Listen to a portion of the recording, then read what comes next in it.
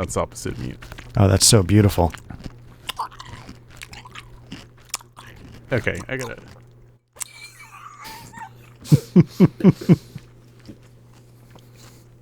I hope that makes it into the final cut. Diane, I'm listening to a podcast, Black Lodge Trivia Night. I've never heard so many game aspirations in my life. I'm very excited to get back to this. I think you discovered a really cool little hidden gem here, Art, so take it away. Yeah, so everybody, welcome to Black Lodge Trivia Night. We are a tabletop RPG podcast, and tonight we are going to be doing session 2 of Rosewood Abbey. I mentioned this in the first session. It is inspired by basically my favorite book of all time, and I think we respected that last session. So we did not, but we also didn't really get into the story. So before we do any of that, are you guys ready to do a quick hit of trivia before we really dive in? I'm always ready I to also came sniff prepared the with glue. trivia, but let's hear yours. Oh, do you want to do yours, Matt? I mean, mine's not that impressive. Okay, let's do mine just It's because 6 inches of impressive, Matt. we can do both, but mine sort of has an expiration date. So making of the sausage, our recording schedule last week got a little fouled up because our recording night fell on what was my 50th birthday. I was surprised by a family visit that I did not know was coming. Had a great time. 1975.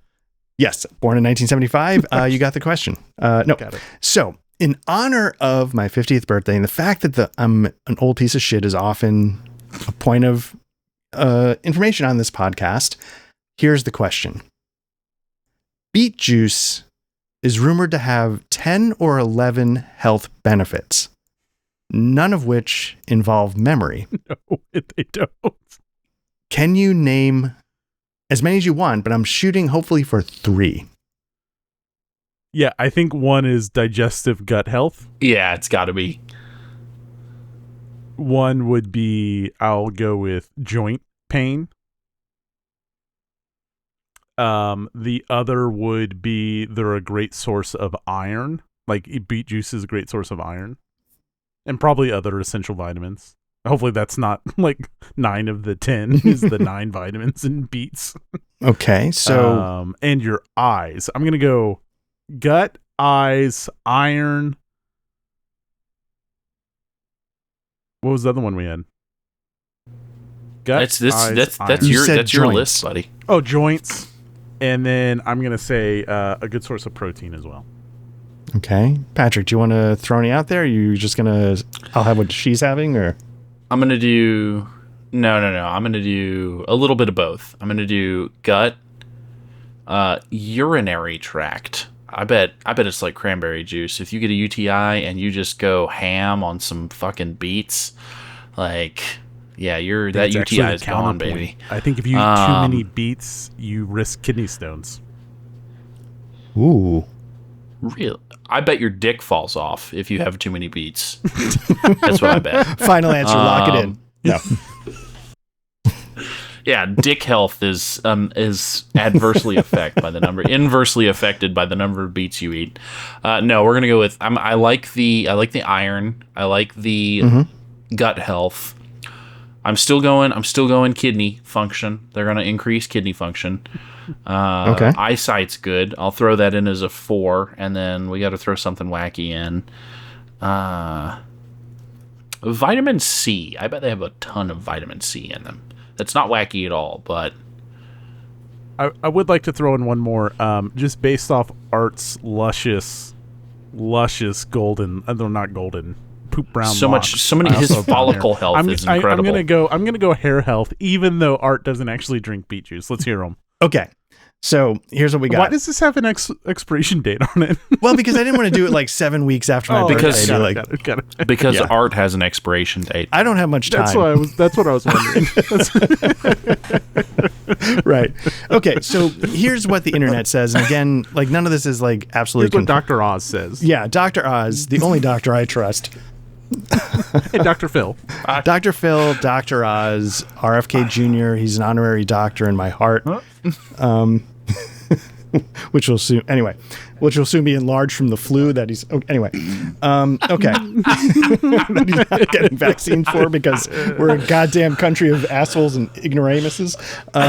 Beautiful. Okay, so It's all right. South Park 20 season. they're doing the Lord's work because fuck so all good. these people. All right. Jesus. We don't get political, but Jesus Christ, like fuck that guy. He's so fucking dumb. Anyway, okay, so I need some beet juice now because it potentially helps lower blood pressure. Oh, okay. 2, I think it I've heard that one. Yeah, it might help exercise stamina. I wasn't 100% sure exactly what that meant. 3, it may help maintain healthy weight. 4, it may reduce the risk of some cancers. It's a good source of potassium. It may help support your liver. It may help reduce cholesterol. It may reduce the risk of heart disease and stroke because it's high in folates, which I think is vitamin B. It may boost the immune system, and it may reduce inflammation, which could be joint stuff, but that also might be part of the cancer stuff as well. So I feel like you guys definitely Got one? got some. Well, I feel like you got some because I feel like these are kind of broad in a sense where, like, you know, joint pain is also inflammation, so maybe they overlap. I don't know. I do think beets have iron. That's very It's because they're red. So and I didn't really think the protein. I eat yeah, well, no one fucking cares what I eat. Just go on. Put a pin in that, Matt. We'll get back to it. put it in the parking lot. Yeah. Next week's trivia, what's Matt's preferred healthy snack? Honestly, unsalted popcorn. I know it's like no. What? I don't know. Who the fuck eats unsalted popcorn? Ugh. Apparently, Matt. We're getting that started tonight. All right. Wow. So, okay. So we're diving into Rosewood Abbey. Again, it's a Now, hold Sorry, on. go Wait ahead. a minute. Because Matt had trivia too. Oh, I right, do have right. Twin Peaks trivia. Okay. The opening credits of Twin Peaks. I'm sorry. This doesn't involve beets. We need to move on. So talk to us about Rosewood Abbey. We're here, and I don't want to forget it. I love the opening credits of Twin Peaks. I think the chords are so evocative to me of what I just love about that whole series. I hear it, and I'm taken to that place.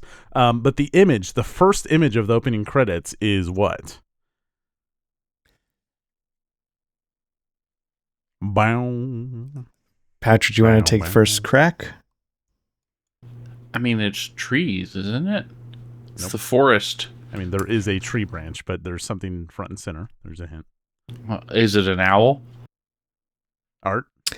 I want to say, I was about to say the Twin Peaks sign, but I think that comes later. Yeah, it does. I want to say it's a waterfall. No. No. It is a bird, and that wasn't even going to be the real trivia question. I was going to ask what kind of bird is depicted in the opening credits. It's not. It really isn't an owl. Is it? It is not an owl. No, It is no, not. it's an like a owl would be a finch. little too on the nose for Twin Peaks. It goes bird, sawmill, and I'm watching right now to see what it is because I don't remember after that. Does the sawmill involve the waterfall? No, it actually double takes. It goes sawmill, then like a machining. Oh, yes. factory. Yes. They're you're like right. they're sharpening saw blades. You're right. Okay, so do you know the type of bird? Is it the bird that can talk that gets shot as a witness? No, it's a varied thrush. Oh. I was gonna say a buried thrush. Fuck you. Buried, not buried, varied. Well, I would have gotten it wrong then. Thanks, Matt. But I didn't have the chance. So Yeah, the first three things really have nothing to do with Twin Peaks, but eventually you do get the sign. I mean, you get a lumber mill, but hey, stop me if you've heard this before, but I feel like I should rewatch that show. I've heard you know, that I that's was a thinking last great night. show. I was like, man, Demon Souls and Dark Souls and everything is great, but you know what also is great is a fucking Twin Peaks rewatch episode by minute podcast. The Twin Peaks. So, Minute. yeah, Kirsten and I were just my wife, Kirsten and I, for the listeners. we're just making a list of shows before we hopped on tonight that we need to watch on paternity leave, and the usual list of Downton Abbey, and I think we put Revenge on there and something else. I need to Ted Lasso again. But now the real answer is we need to watch all of Twin Peaks. All of it. All of it. And after season 2, go watch Firewalk with me, then watch Twin Peaks: The Revenge. Mm-hmm. Yes. We should do a podcast about that.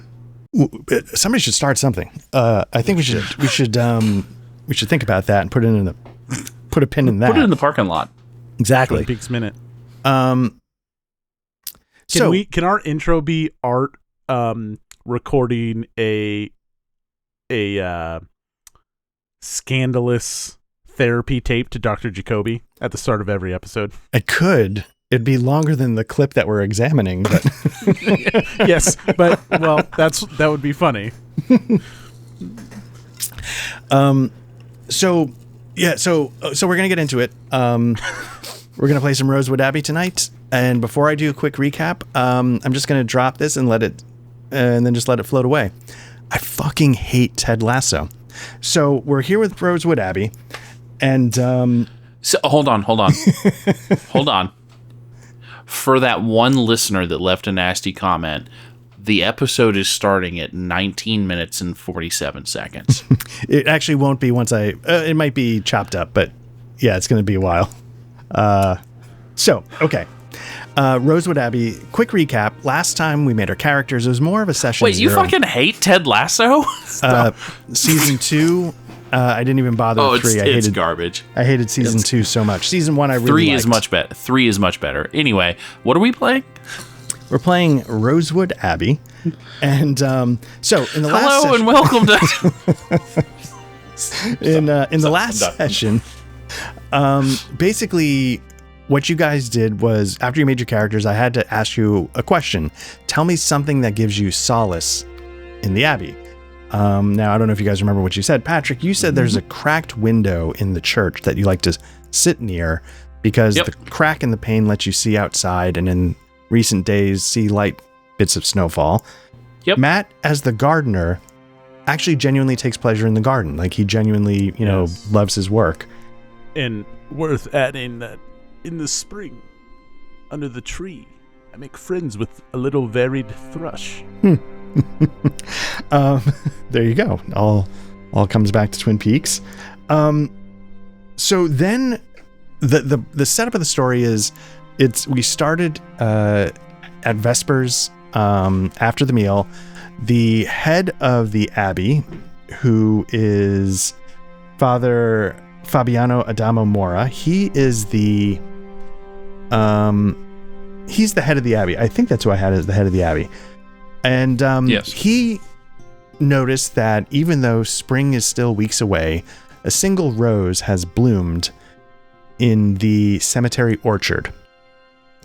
And while you're all religious men, you also are willing to be like, okay, I mean, things like this can happen.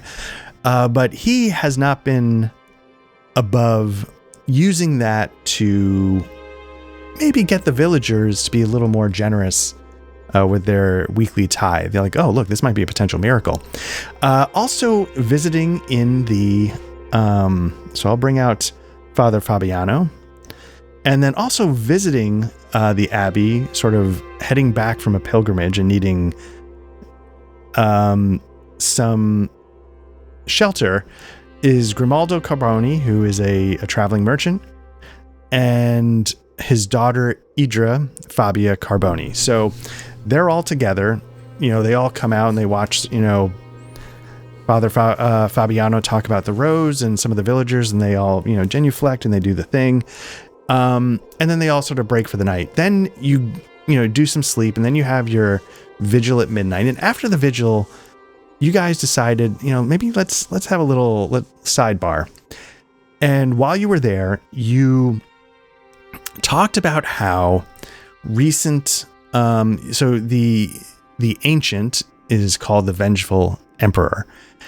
And a rumor that's been circulating either within the walls of the abbey or a nearby village is that the vengeful emperor lured a child into the lake to drown and now resides in the lake in the form of a serpent. So then you started to talk about this rose and what it potentially might mean. And Father Artius decided, there's this symbol of the vengeful emperor that's been, burning in my mind. And you started to draw the symbol in the ground. And Patroclus looked at it. Patroclus with his artistic eye. And he said, you know what that symbol reminds me of? It reminds me of a rose. And that's where we faded out. Artius was a little shocked. So what I'm going to make you do, Matt, to kick this off is I'm going to make you do a move. All right. And that move is going to be a pious move, which is basically a catch-all for anything that basically happens within the walls of the abbey. Okay. So,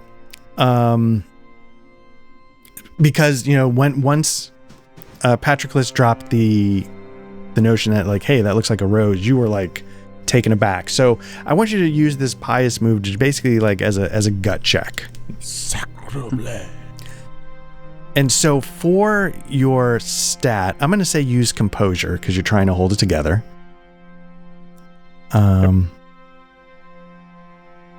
Now, I'm hoping you can just, like, if you go to the pious move, there's a little picture of a person. It should change to dice when you hover your mouse over. Yeah, I am trying that. Oh, I see. I didn't see the pop-up to pick a stat. Oh, okay. Yeah. And then you got to pick a stat. To pick a stat.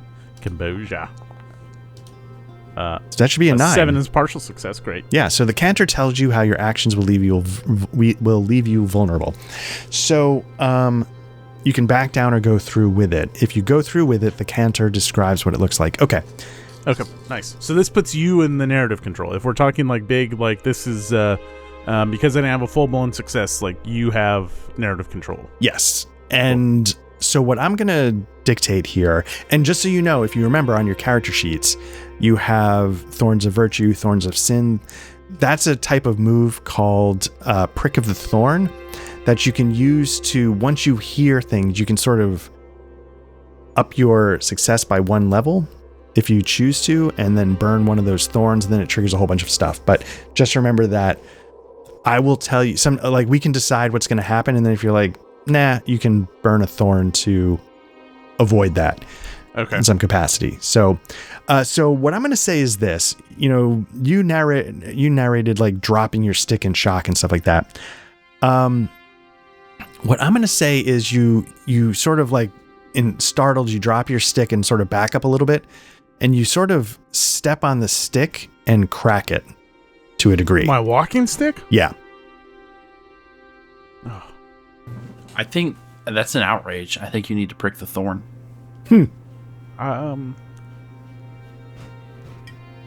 Damn. Art, I'm very attached to this, you bastard. So just for the listeners and the viewers, I will tell you the book specifically says for the cantor, who is the DM, to go hard at your players. So I'm going to see how that works. Damn. Okay. So this is ridiculous, but I'm actually like, sorry, I just read something. Kid. This is very serious. No, I read. It's so stupid that it's a walking stick, but I have this image of Artius in his gout, and I'm a little torn by it. So technically, these thorns, I only have 7. I only have. Well, I could go the other right. Like I have Thorns of Sin, right?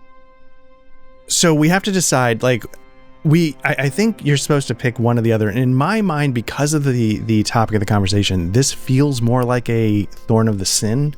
Like you're discussing something that's a little heretical. So what am I representing when I check one off? Just so if I pick Lust, does that matter, or is that just I have 7? No. How does the sin apply to someone you denounce for indulging in it, or how does the sin apply to something you did that went unnoticed? Right. So if in the Providence section of your, what's that? Nothing. Okay. In the Providence section of your character sheet, you should have Prick the Thorn. Yeah. Yeah. Yeah. Mm-hmm. And so what it should say is, at the next convenient time, using the routine as your guide, narrate a memory that answers either the following. And yeah. And so either Thorn of Virtue is how does do I care about? I know what you use. I know what you've used that cane for. If you use lust, that's dirty. You're going right there. For caning. What the fuck is wrong with you two? So technically, I could have 14 of these for this whole thing, right? That's like I'm just trying to gauge like how much do I care about using these. No, Matt, I don't want to lose. There's like, no my most 5e cherished- min-maxing of this system. Oh, I'm fucking min-maxing right now. Let's go. I'm gonna Prick the Thorn. Very nice. Okay. And I'm going to select, although Lust is the obvious one. Always. Well, Always. I'm gonna take Sloth. Interesting. So Okay. I'm gonna check off Sloth. So I'm gonna take a Thorn of the Sin. Okay. And how does this sin apply something that you did that went unnoticed? Right. So you don't have to do that yet. Okay. It will be very soon, but we're supposed to use the routine to determine a time when it would make sense to do that. That's using... Okay, got it. Yeah. So you can see the routine is that giant sort of clock on the thing. Mm-hmm. Right now we're at Vigil at midnight. Vigil. And a good time will be during the sleep. You'll either think about it before you sleep, once you wake up. That's a pretty decent time to think about that stuff. Okay. Yeah, I will prick my thorn with Sloth. Okay. Great. Okay. So I changed that to 11 or it goes up to 10 to 11. Yes. So I do what I intend, and so what I think this lets me like I go to the stick, like I start to drop the stick, but I'm able to grab it with my dominant hand, and as I start to stumble back and trip over a root, I'm able to plant the stick, and my walking stick effectively serves its purpose. So I don't know if that matters much narratively, but at least now, like I'm able to not make a fool of myself in the middle of the night. And I'm able to You didn't catch break myself. your stick. Like, And I'm able to like piece out clearly like this is I mean, I guess I knew it was the sign, but right.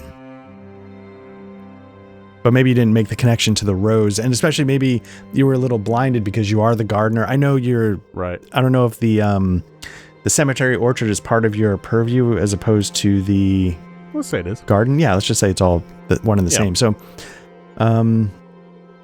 yeah, maybe you were sort of untuned to that because of your enjoyment of horticulture. Brother Patroclus. Hermano Arthur. Surely not. And I take the stick and I scratch it out. Like I wipe it. I scratch out the dirt and blend it. That is heresy. All right. Okay, so is there anything else you want to do in this moment? Did you want to keep talking, or did you want to retire to your rooms? What would you guys like to do? I think, did I notice Arturius, like, dripping? Was it obvious, or did he cover it up? What would you like, Matt? I think you noticed, yeah. I mean, I wasn't trying to be discreet about it. Ay, Dio. Arturius, you must retire to bed. Is your gout flaring? Yes. Aye. Could be, brother, but these times, they are uncertain. Would you like me to carry the bag of beets? No.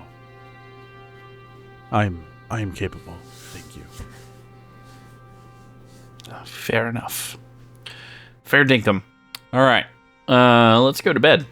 Okay. So yeah, you make your way back to your rooms, and the routine, of course, we would be, sleep. You would wake up around dawn to it's called Laudes. It's one of the communal services, but you get a little time before to yourself. And Matt, this is when I want you to go through the Thorns of the Sin. This would be the next convenient time. Narrate a memory that answers one of the two questions that you were looking at a moment ago. Yeah, so I'm going to take one of the Thorn of Sin questions and say, how does this sin apply to something you did that went unnoticed? Mm-hmm. And I think it's literally Father Ardius's walking stick is a crutch of sorts. And he's capable of moving around, but he takes it with him everywhere. And when he goes to pick up the sticks, he feels a wave of guilt, like he's getting his walking stick, and he feels a wave of guilt. And it's particularly the hard things to do in the garden, he doesn't do and blames on gout flare-ups. All right. And so he will blame his gout and save the less fruitful tasks, the more laborious tasks for those who are willing, and assist him because they know how bad his gout flare-ups can be. Very nice.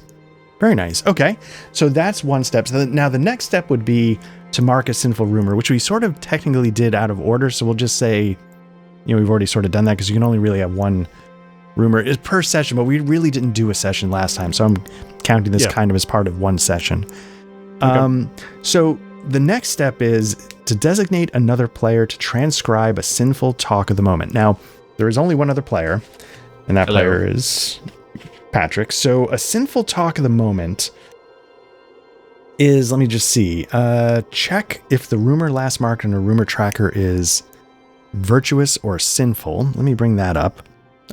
Where's the rumor tracker? Display rumor mill. Okay, so on the rumor tracker, we have tracked a sinful rumor, so we did that. So that was the last one.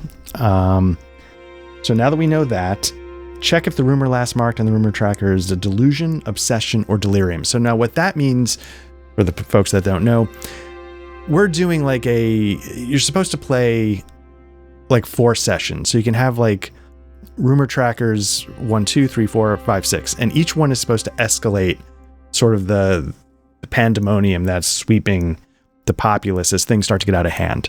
So we're still in the delusion phase. So the interesting thing is it's a 4 session, but it's 2. I'm not quite sure. Again, I have to confess, I didn't quite grasp it, but so the last one was a sinful rumor and it's delusional. Okay. So we know that. Choose a matching prompt from the rumor apocrypha tables or create a similar one. So let me see where those are.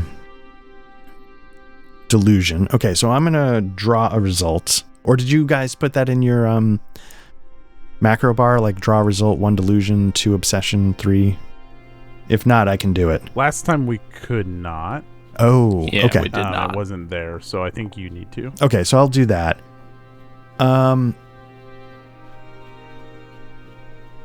Okay, so it's the ancient urged. Are we sinful? Yeah, it'd be sinful again. So I can't. And we're delusion, right? In the delusion. So yeah, put that Why don't you type it in, because it looks like my first message got cut off there. Okay, yeah. And then since they'll see your rumor table. Okay, yeah. Let me. What do we got? The vengeful emperor. So let me just. The ancient learned a child to drown and now inhabits the lake as a giant snake was our first one. Ancient lured a child to drown. Child. God damn. Okay. It's all right. I know your gout's flaring up. Take your time. Okay. Second one is the ancient flooded the village after village. dancing with demons. What kind of dance was it? We're going to get to that in just a second, I think, on a cliff. One thing I wish was possible in Foundry, and maybe it is and I don't, I wish I could copy and paste from the chat, and I don't know if I can. And falling into the river. Okay. It was the dance from Footloose. By the way. But keep going. I was actually. Have you guys seen Bob's Burgers? Yes. A long time ago. Have you seen the oldest daughter, how she dances? No. It's definitely Tina, the Tina gyration is how the dance was. So now I'm wondering if actually we didn't need to do that because we already did the rumor the first time. Wow. This game's broken. Well, your canter might be broken. Okay. So now pick. Okay, so we transcribed the prompt on the matching section to the rumor mill. You know what? I'm going to take this one off because I think we didn't need to do it because we did it last time. Damn. So let's just, unless you prefer this one to the other one. No, it's okay. Okay, so let's just stick with this, just in case. Okay. Okay, so now pick and describe a virtuous figure or a sinful figure, provided either is unnamed. Okay, so basically, what we're going to do is we're going to set the scene. You've spent the night, you've done like some morning prayers, and you're convening for the morning meal. And so the idea is this is the gossip that you talk about in some capacity. Are you over the meal as you're walking to and from the dining hall? It's very similar to what you did last night with the, oh my God, did you hear about the rose? So what you want to do is we're going to pick a sinful figure, provided either is unnamed. So we haven't named a sinful figure yet. And I think what you're supposed to do is you're supposed to choose them from the quote-unquote suspects, the characters you've been exposed to. So now, if you remember, there should be like a notes that you have access to. One of them should be a list of suspects, and I'm hoping it'll show you Father Fabiano and Grimaldo and Idra. So if you want to pick one of those people to be a sinful figure, It's got to be Idra. okay. I mean, there's a lot of reasons why that makes sense. All of them are not good. But yes. Back when science was, do they weigh the same as a rock? Or, whatever it was. And Does she weigh the same as a duck? yeah. Idra Fabia Carboni. Okay. So tell me a little bit. So where are you as you start this sort of rumor mongering? So I think Patroclus has just a weird affinity for being by windows. So we're having morning meal, right? Yeah. All right. So in the hall, like we've gone through the buffet line. We've had our gruel and our single piece of ham hock handed to us, and I think is Arturius there? Or am I gossiping with Arturius, or am I gossiping with somebody else? That's up to you. I think I'll gossip. Go ahead. I just want to say, so it says, delusion describes the local legends regarding the region and the abbey too long ago for anyone alive to remember. So even though the sinful figure is Idra Fabia Carboni, I don't know if she has to be a part of this story. Okay. It's just you're going to talk about the local legends, which is part of that rumor, which is the ancient one luring a child to drown. Okay. So I'll be sitting at the end of the table closest to the window, and I think the only person I really talk to. Like, I'll talk to other people, but my only friend at the abbey is Arturius. And so we'll be sitting there, and I'll look out the window. I'm like, do you know that the lake, it used to have an older name, brother? I have heard this I have read this in my readings, brother. The lake used to have a different name. Do you know what that name was? No, do indulge me. Do indulge these weary bones. It used to be called the Lake of the Strangled Swan. The Strangled Swan, I tell you. I read it in a journal. And I think that this journal maybe predates our current name, which is just, Abbey Lake. But this lake, this name is very concerning to me. Hermano. Please, brother. See? What is this name? The lake of the strangled swan. Oh, yes, you said that. Yes. Gout. Yes, the gout. The gout affects the brain. The foot bone and the brain bone are connected. This is medieval science. So, the lake of the strangled swan. They do not say what the swan strangled on. But one can only think it must be the soul of a child. As science would say. You must be careful, Brother Patrick. Although current see. events are concerning. Words are hard. With this gout these days, what you See, speak the of, brain bone and the foot bone, they are connected. It's a whole thing. I understand, brother. we border on the line of heresy. See, swans are very heretical. I just say, brother, souls of a lost child in a lake. Surely the Lord works in mysterious ways, but would not trap a child's soul in a lake. That is Satan's work, my brother. It is a sinful thing, like the harlot. It's very sinful. Brother Arturius kind of like leans back on his walking stick and he closes his eyes and he's in deep contemplation.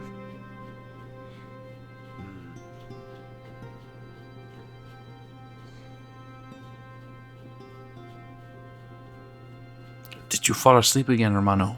Oh, yes. Sorry, thank you. Padre de Dio. Your story reminded me of the great works of Giacomo da Lentini. And what Jacques was it that he said? Modal. And he puts his hand back on the walking stick. Yes, what was it he said?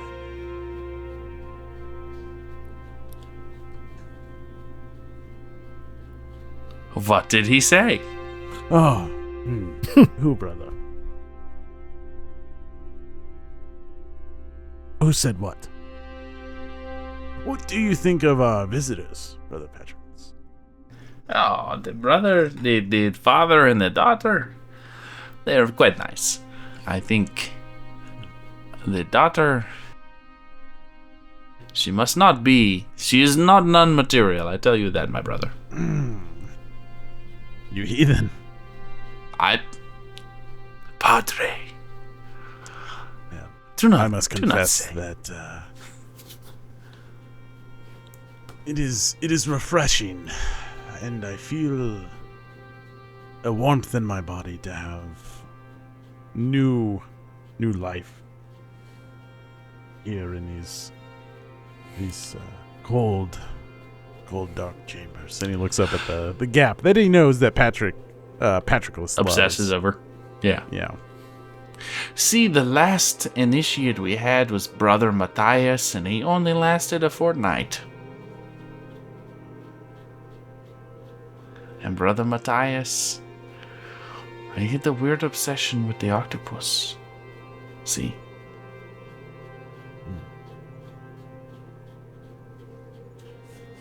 And yeah, you guys tell me when you're ready for this. I'm just going to sit back because this is so player driven. So you guys tell me.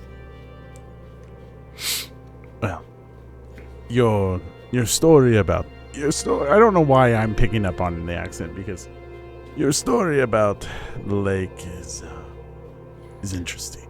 And this Yes. rose is interesting, and Strangled. I think, brother, now is the time to be diligent.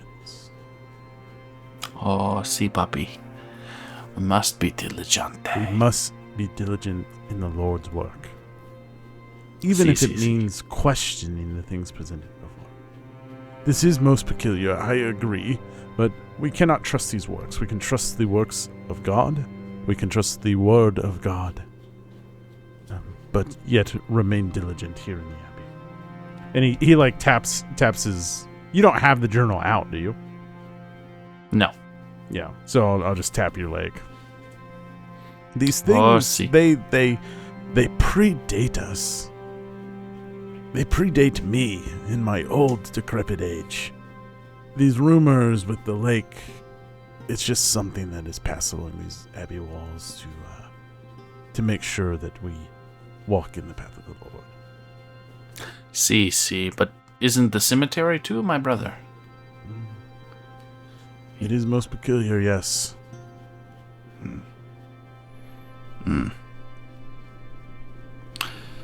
Hey, Dio. We'll be fine. We must go with God, brother. Enjoy your ham hock. All right. So with that, are you ready to, is there anything you want to do in your free time before you start work?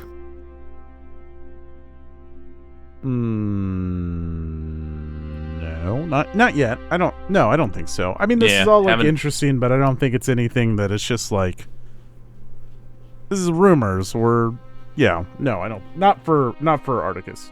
Okay. Yeah, not for Patroclus either. I think we move on. Okay, so you go to your task again. You are both brothers that work in the scriptorium. And we have, let me see, you are here at your desks. You start the day working. So we find our brothers in the scriptorium, where you're deep in conversation with your penmanship. How has your personality noticeably imprinted your workspace? So you have a space that's yours. It's got good light. You're there doing your copying. How did you sort of make it your own? So I think Brother Patroclus he has several... No, he doesn't have several. He's got a single piece of glasswork from Toledo. It's just a single glass stallion. It's very small, maybe 2 or 3 inches tall. But it reminds him of home. And it is rearing up. Very fine piece of work. Very over fine for what a brother in an abbey would have. But it adorns. It just sits on the edge of his desk, and constantly reminds him of his pastoral homes. Nice. How about you, Matt? Articus maintains a little wood carving of a beet. It would be too prohibited inside the walls to have like a potted plant. So he has a wooden carving of a beet. All right. So you, very nice. You start the day and you're working at your desks. You're copying. Do you care what you're copying? Do you want to be copying like part of the Book of Psalms? Do you want to be copying some scroll that came from Persia? What would you like to be working on? What year is it? Between 13th century. 13th century. Okay. A little before Joffrey Chaucer. I said a little before Joffrey Chaucer. Yeah.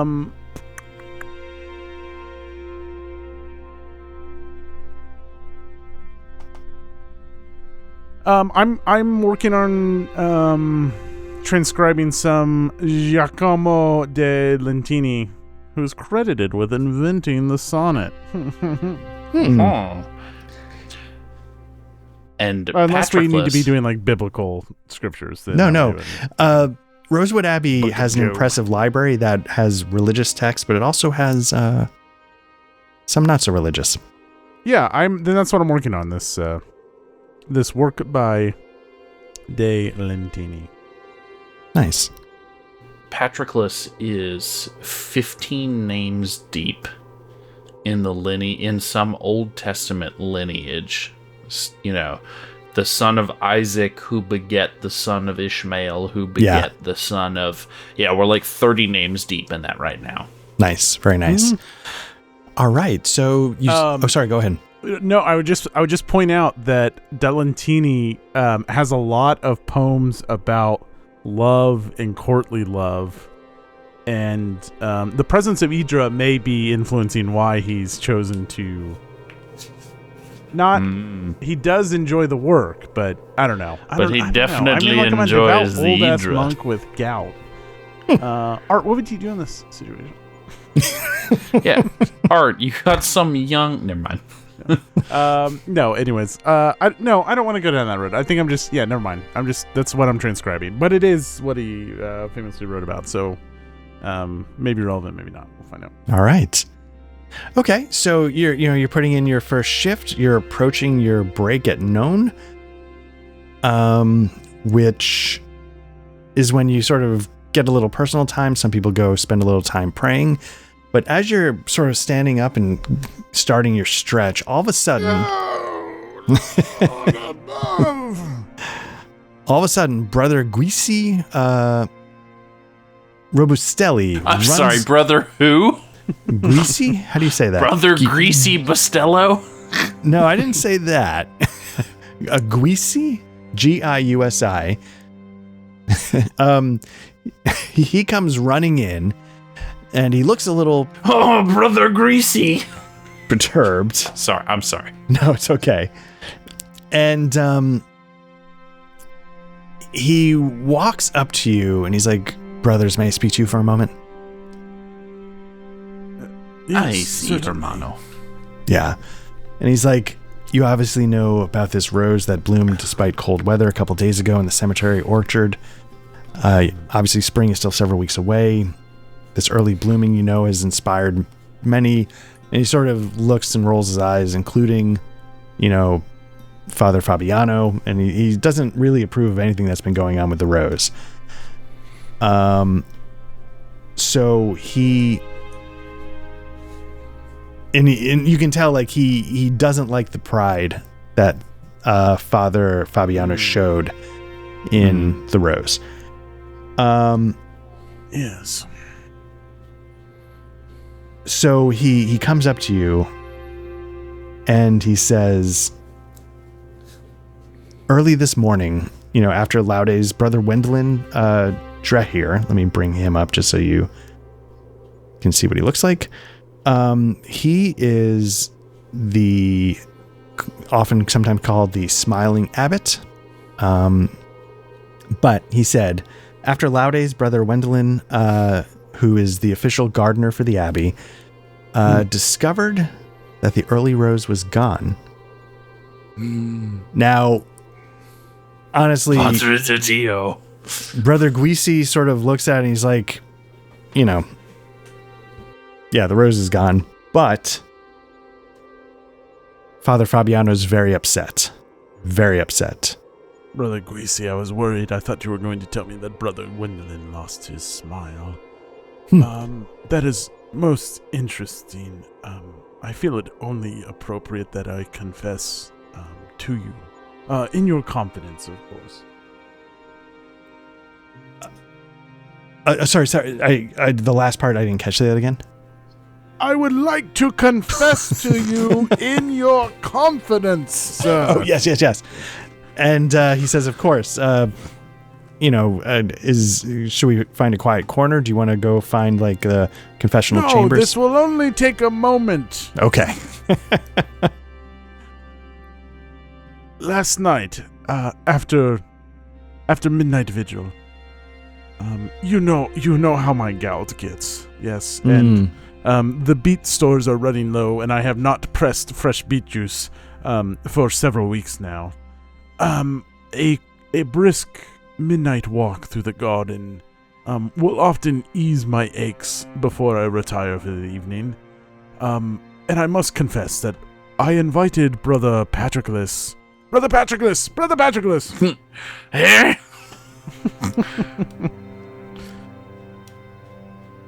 Ah, here he is. Very good, Yes. very good. I was just telling See, brother. Brother Giussi that last Yes, night brother Juicy. you and I took a stroll and walked past the rose, and we saw it. It was there. Oh, see. The rose, she had come from the snow. She had sprung herself from the snow. She was elegant. God's grace incarnate, my brother. Yes, all very good. Brother Giussi, this business with the rose is all most concerning. Surely you know the rumors. And I'll lean in. This snake. I'm gonna lean back. And we all know that The child. my hands are more skilled in the garden than Brother Wendolin ever was. If my gout did not flare up, I'm sure that I would be. But are we sure of this? Or perhaps one of our visitors took too much of an eye, or one of the villagers were drawn too much to this rose. I understand that Father Fabiano is upset, and maybe rightfully so, but maybe this allows us to refocus. So, Brother Guisi sort of looks at you for a moment, and he's like, sorry, you mentioned rumors. Are these rumors that you were discussing, or have you been hearing these rumors percolating throughout the Abbey? That's just my feeble mind. Never mind that. Realizing that he probably said more than he should have. Mhm. As soon as I said it, I regretted saying it, but that's okay. I said it, and it's interesting. Just rumors about, and he backtracks, and he says, what is the nature of this rose so early? Now, you may or may not know about seasons and nature and things growing, but it's far too early. And certainly the Lord does work in mysterious ways, but there's so much hubbub about this rose. And he looks at you for a moment. He's like, I'll be honest with you, I couldn't agree more. It's it's a rose. Were there any theories that you overheard within the Abbey about the rose that troubled you? Oh my gout. I don't know if we should share that with him, Patroclus. You would lean forward and say, no, it is but a rose. My brother and I how close pat him are on we the to cheek. this guy? Yeah, how Because much? as far how as often I'm do we see concerned, this right guy? now it's Patrick and I. But Yeah. Us versus the world, baby. So he's the zealoter, often called the angelic zealoter, and inspiring quote, your eagerness to explore our Lord's creation is questionable, but your inquisitive minds might be useful once more. So he's a little bit more on the inquisitive side. Austere, seraphic, sharp. He speaks with permanently disappointed tone. He frowns upon your little club, but he does trust you guys to dispel wild theories. So he's a bit more. So he knows about. Okay, so he knows a little. He knows a little bit what's about his what name we get again? up to. Guisi Robustelli. Oh, see, Hermano Greasy. This is nothing. This is nothing. You must not trouble your mind. The Lord works in mysterious ways, and the Lord works on the ignorant villagers and the ignorant brothers. Brother Patroclus, we are in service to those servants of God. See, but some servants are better than others. So, Brother Guisi, is nothing to worry about. Brother Guisi, you must not think these words that you are hearing. You must not let them penetrate your ear holes, Brother Guisi. You must not let them. Although it was interesting. Because, so what, based on what you said, Art, like, we trust this guy and he knows what we get up to. Yes. Do we so trust like him? as you're saying that, Patroclus, I like mutter. It was interesting, that one fact or rumor we may have heard. Oh, sí. Perdóname. There was the one rumor that And then might that be other interesting. piece of information you uncovered was particularly interesting. Take it away. The one piece of information? I know many pieces of information. brother. Well, there was the rumor we heard, and then you uncovered the other piece of information. So that's two things. Oh, sí, es dos pieces of information. I can't brother. think of anything else, can you? No. There was also the thing with my sketch, which I'm sure I could replicate. So really, The sketch of the rose, the sketch of the snake is the same thing. The brother Greasy, he does not care for such things. Brother. The gout, the bone, the brain bone is not connected to the foot bone today, brother. It's brother. Oh my god. Brother Greasy, he talks to you. He brings up the things that I bring up about how the snake and the choking goose and the river and the lake and the child that is in the lake and the snake and the devil and the snake and the rose and the rose and the rose. See? Okay. He's like, he looks at you. He's like, okay, well, I'm glad we're sort of a similar mind. Oh, see. You know, Father Fabiano was hoping to give a private showing of the rose to the merchant and his daughter, and hoping to implore that, hey, this really is a miracle and it's worth, you know, maybe giving a little extra tithe to support the abbey and its work. And now he can't do it. So would you mind joining me, try and like just talk down Father Fabiano? I would grab uno momento, por favor, hermano, and I grab Articus by the habit, by the sleeve, and I pull him off to the side. Hermano, do we not have uno, dos, tres, cuatro extra roses lying around, brother? Can we not? It is not a sin to fib. It's a little white lie. Like, Brother, oh, that is heresy. And No, I cannot no, not replicate heresy. a rose. I cannot replicate a rose. No, in the no, midst brother, of- brother. Is it like March or what is it? it's like February, Late, isn't late it? February. Yeah. In February, brother. Yes, see. But you have If you're the talking roses. about the dried rose I keep on my desk, I do not think for a and moment that would. at that point, the camera pans over to the rose that's like perfectly preserved on Yeah, it's his like a page. head. It's like a page pressed petal. Like See. No. brother Giasi, we will assist, of course, and hopefully, Of course. we can bring some. Remind Father Fabiano that the Lord and nature work in mysterious ways. Oh, see. As we know, I want to make an evolution joke here, but it's not coming to me, so plug one in here. I heard the most wild rumor. Something, that, iguanas, something.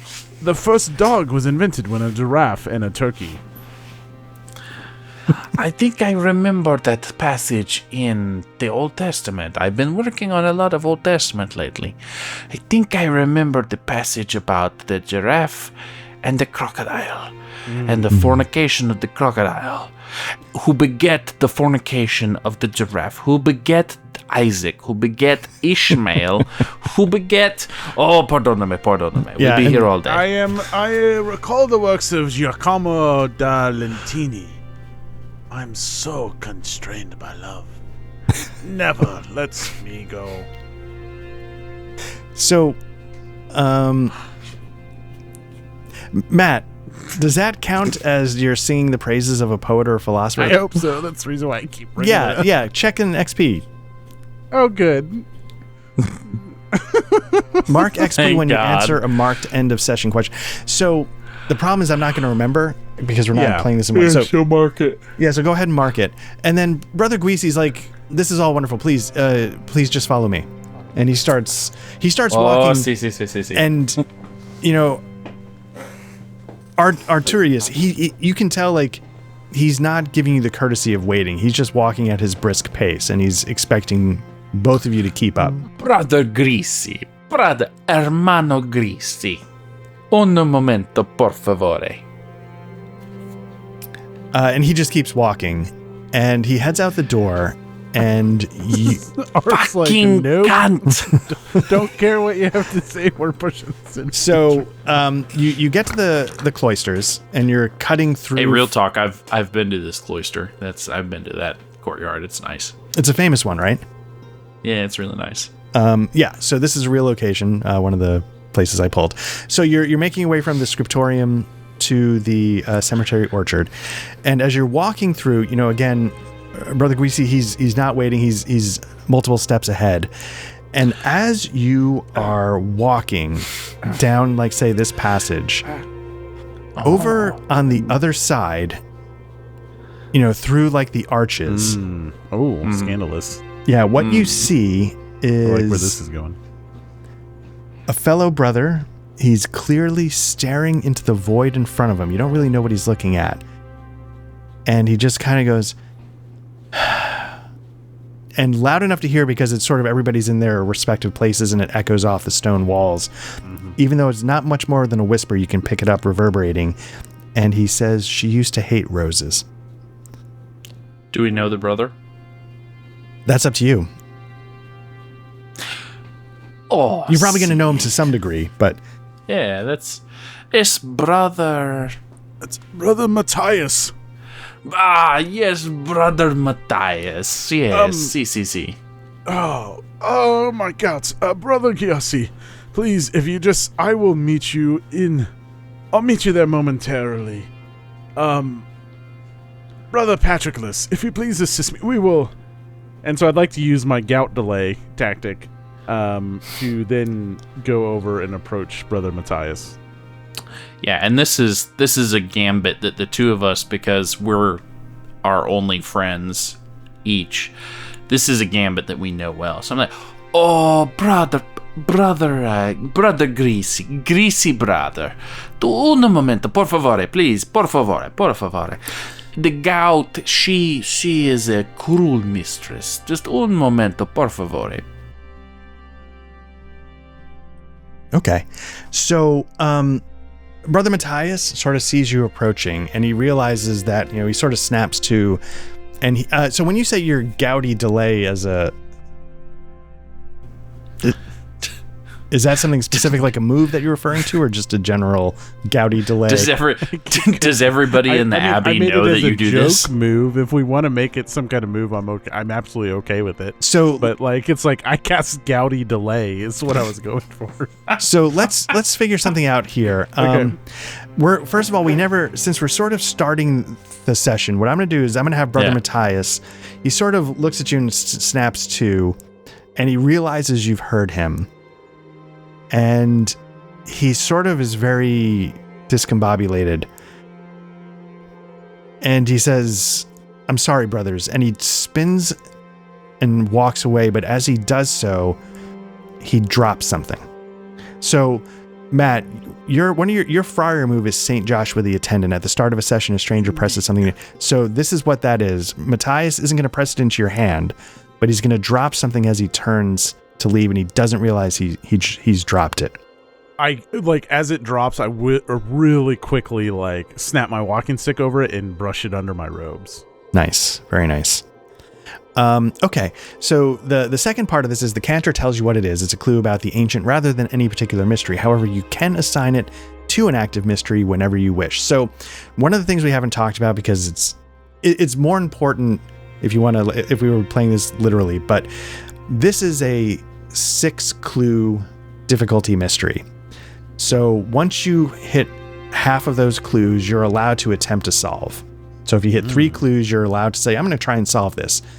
But the problem is the solve is based on dice rolls. Every clue short of that 6, you get a minus. And if you get more than 6 clues, you get a bonus. So what I'm going to say is that it's a clue about the ancient rather than a particular mystery. And what you see is he's dropped a bit of parchment.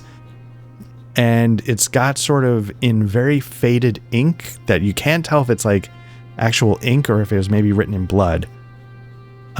It's the symbol of the ancient that you had scratched in the dirt. And he's got it on his, and it's not like a fresh piece of parchment. This is old. The edges are tattered. It's crumpled, stained, whatever you want to say. It's clear this is an old piece of paper, but it's got that symbol on it.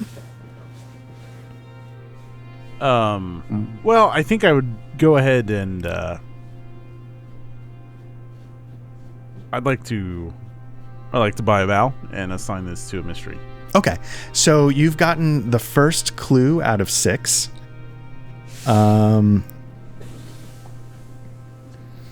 What does it say? Can we tell? It's just a sort of a rough sketch, and it's almost like it's like 3 generations back. So it's clearly recognizable as the symbol of the ancient, but it's clear that it's an older one.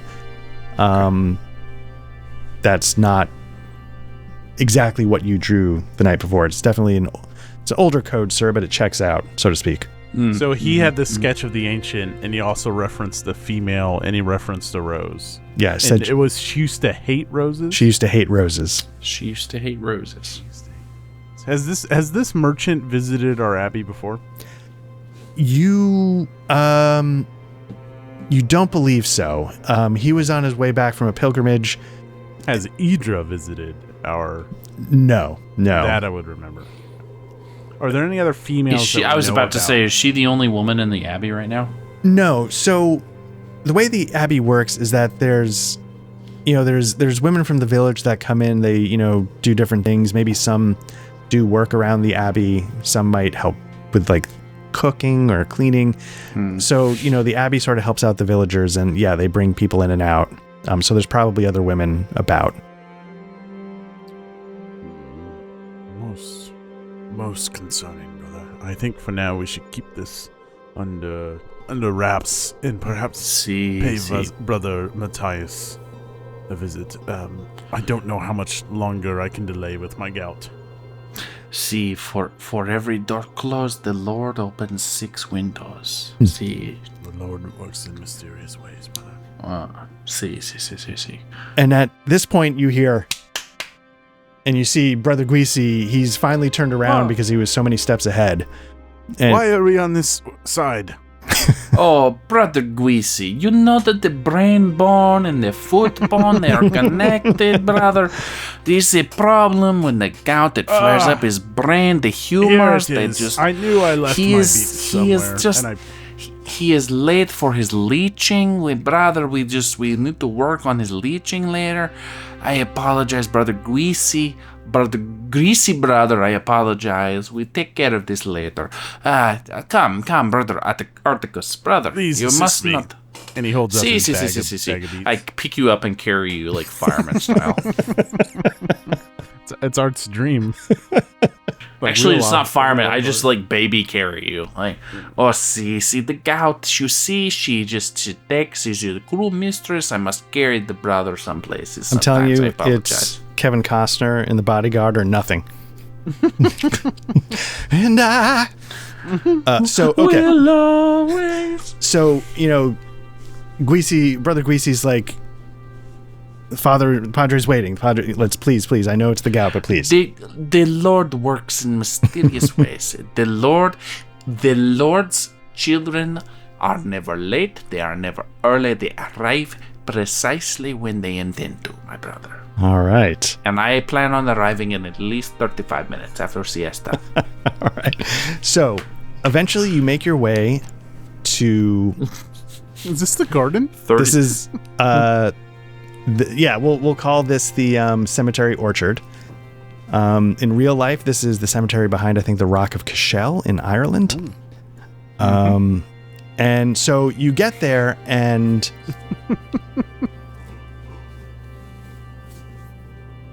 here's who is here. So you have Brother Guisi, of course. You have Father Fabiano. And what happened was he had actually, without checking first, had said, oh, please, the Carbonis, please come with me and look at the rose.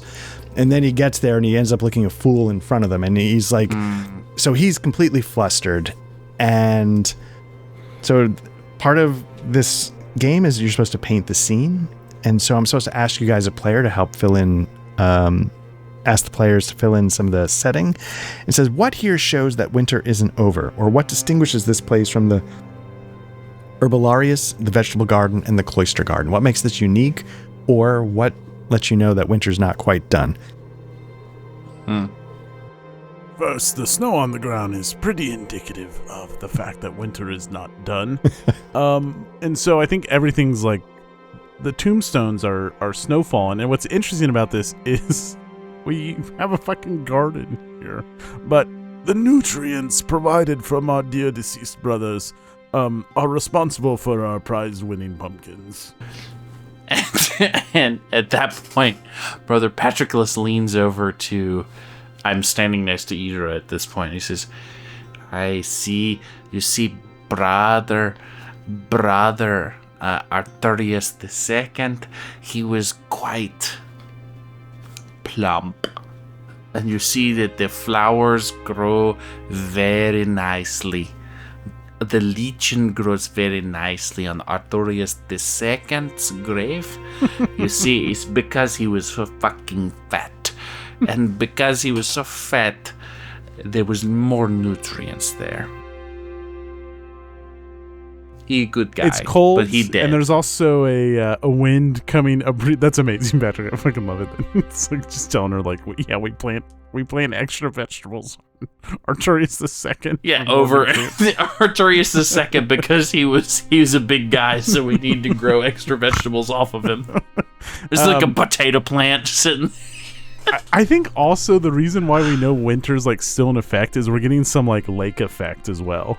So like we're getting a lot of snow today. It's like actively snowing and like, oh, yeah, right. See the weather. It's winter is not done because it's fucking snowing.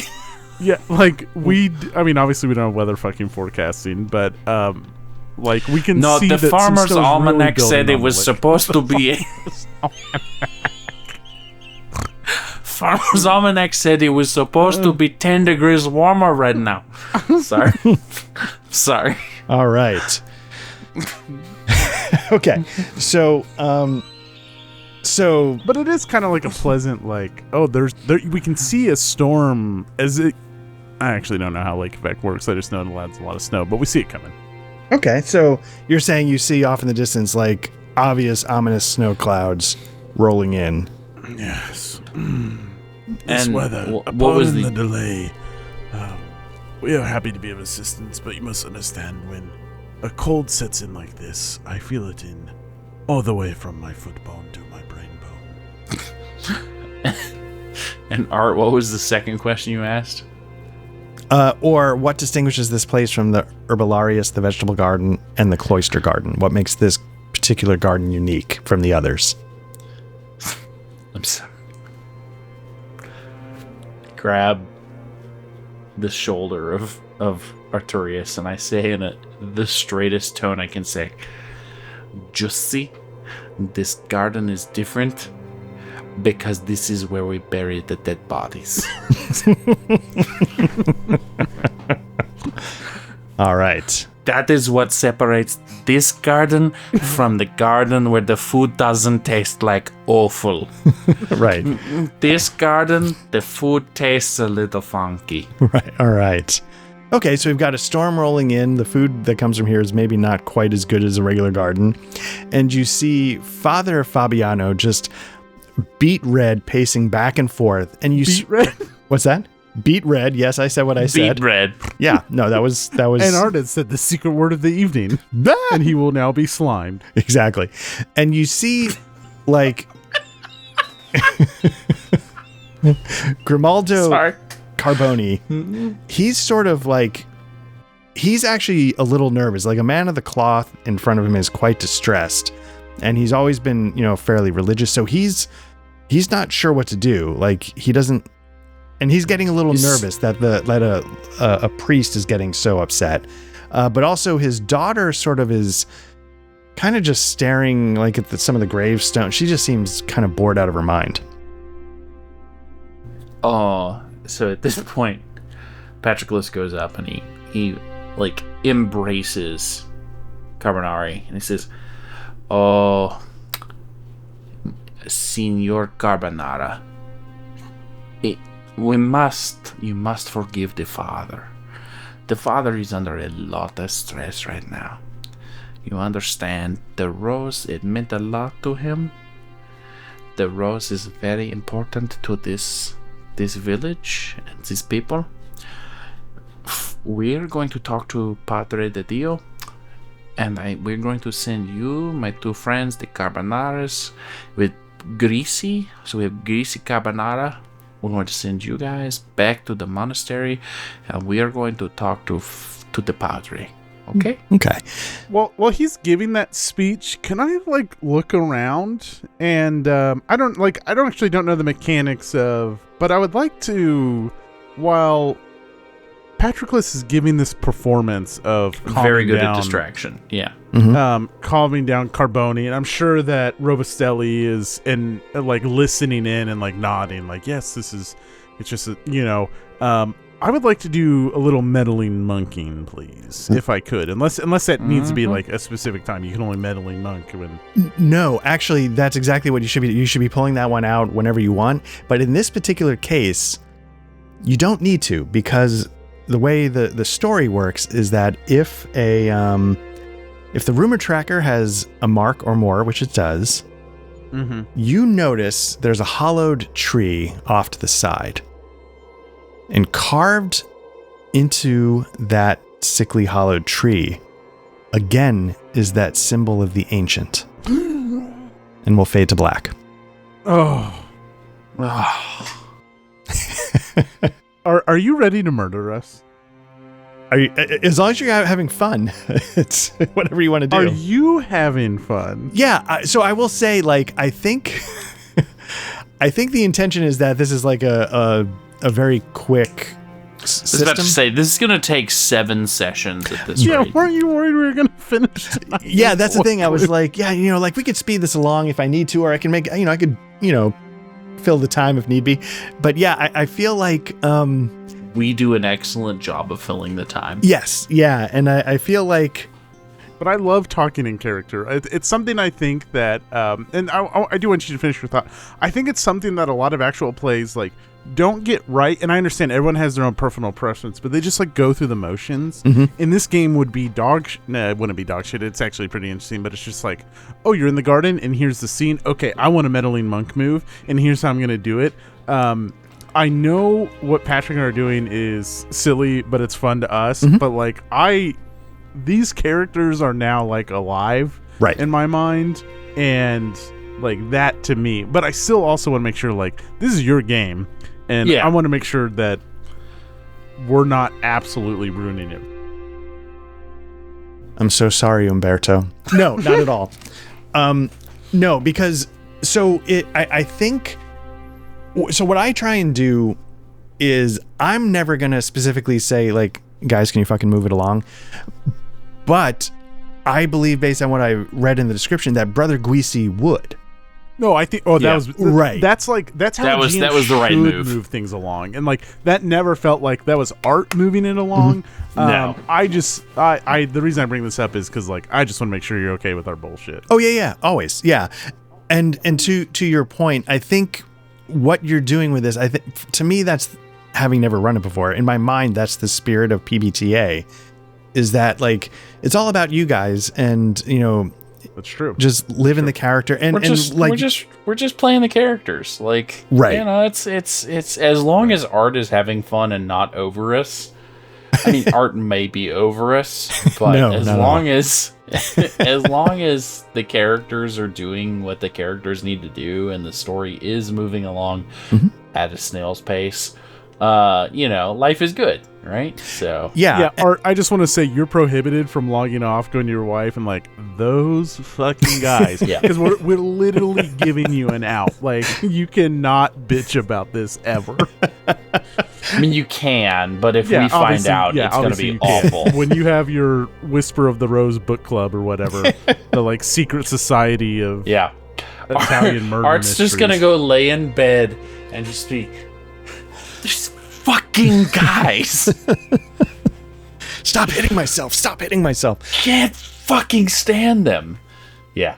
I will It's good. say, if you guys have not read The Name of the Rose, It's in my queue. I've spent the credits on it in Audible. Like I just need to. It's queued up next. that's what I was about to say. Like an Audible book, like I am not an Audible audiobook guy, but I can tell you this book, it might help having an audiobook to help get through the parts that some people find slow.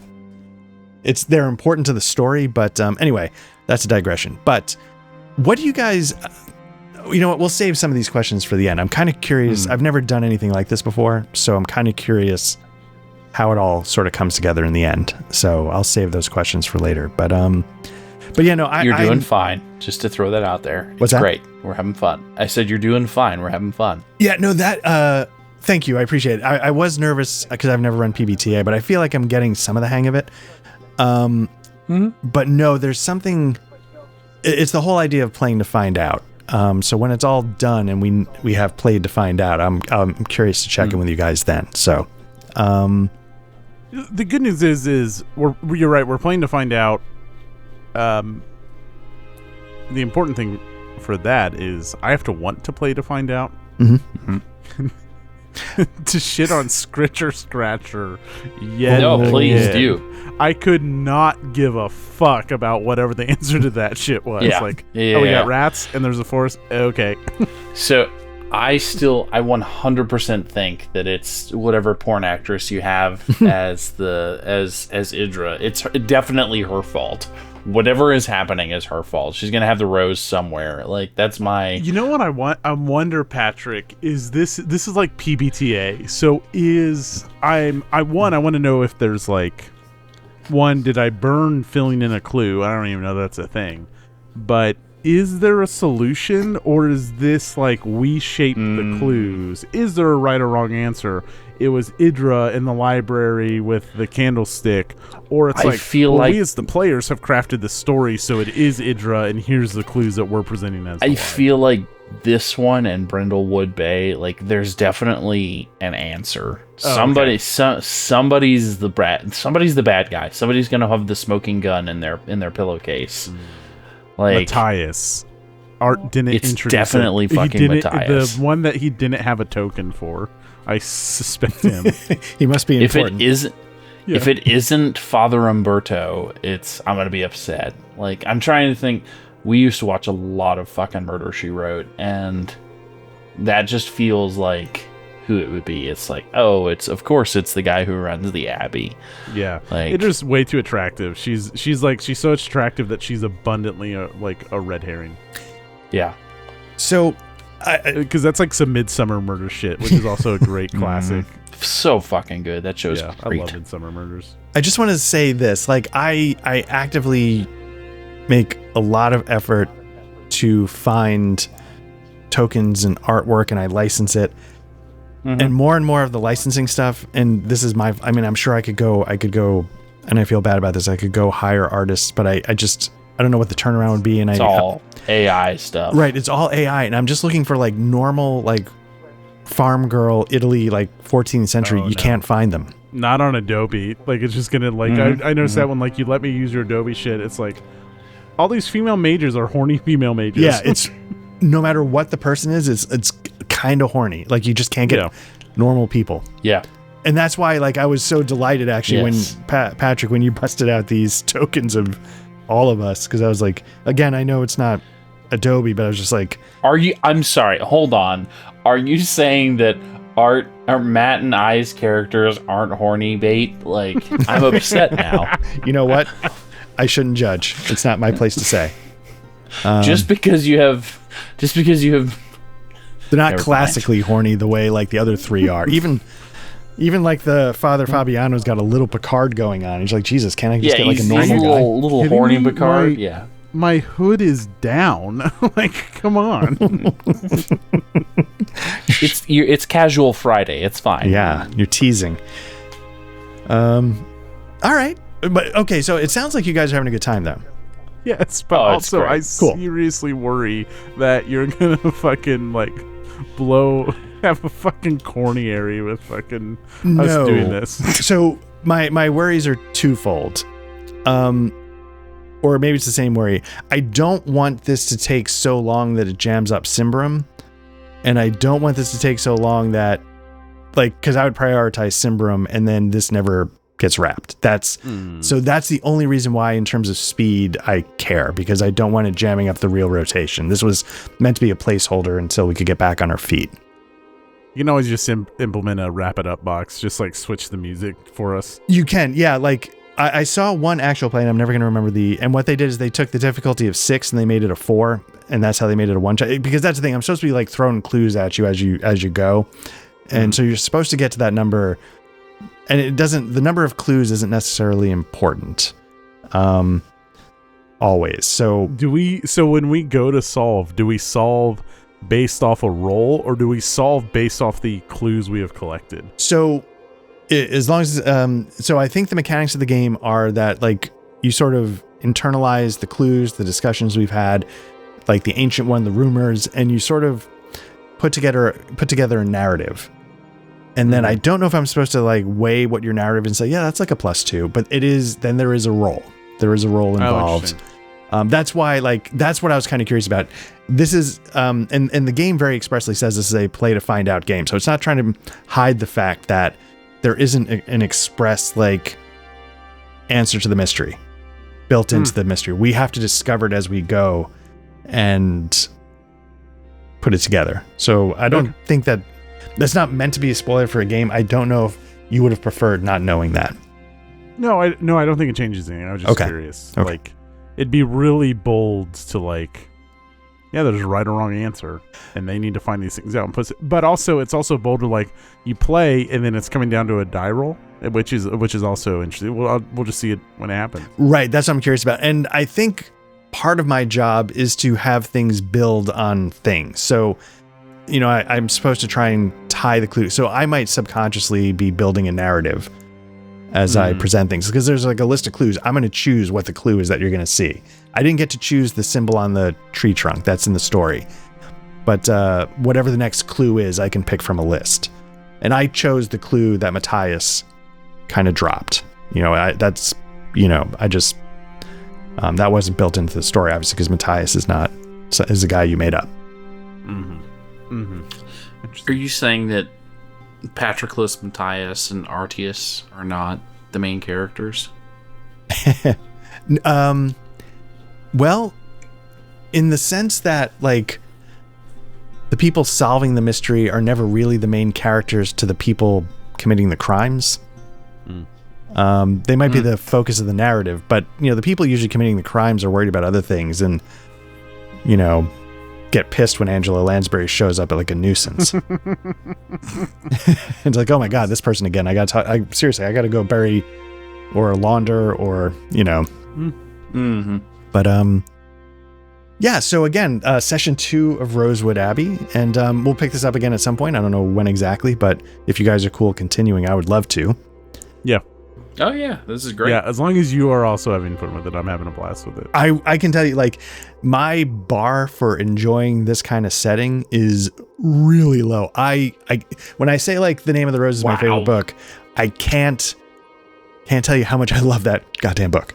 I love that book. And so even if this was, like, completely off the rails and fell apart, just the atmosphere for me is a lot. And that's why I like Days Volt, which is more like actiony, but I just did you go check out that Memento Mori? No. What's that? That's the folk horror role-playing game set in Europe in 1347. Why does that sound familiar? Did I? Because I just asked you about it a few days ago. Did I not drink my beet juice? Anyways, I just, like, it's a little, I think that's more like a little more fantastical. I'm just, like, trying to kind of pin down like what's the honk here, like what's and it actually sounded pretty cool, but like when I read through it seemed pretty light. Okay. But your like characters go corrupt as you kind of work through this Oh, interesting. 14th century England. Anyways. Yeah, I said this to the first group of people I think that I was running Days of Old for. Like Days of Old is sort of like my D&D, like that kind of setting where you just boom, you've got monsters and you got magic, but it's all sort of packaged in sort of the lore and the history of the time. I just eat that stuff up. Yeah. So anyway, we should wrap this up because it's getting late and I could probably bore people with this all night. So to everybody who checked this out, thank you so much. We appreciate it. We are Black Lodge Trivia Night, obviously an actual play tabletop RPG podcast. If you prefer audio versions of this, just search for Black Lodge Trivia Night wherever you get your audio and we should show up. Like, comment, subscribe, whatever you want to do there as well. We appreciate whatever it is. You can join our Discord if you want to jump in and chat about RPGs or CRPGs. Follow us on X, on Blue Sky, on Mastodon. And I think that's it. So yeah, thanks again everybody who watched, and we'll be back soon. Matt, have a good night. Thank you. Take care.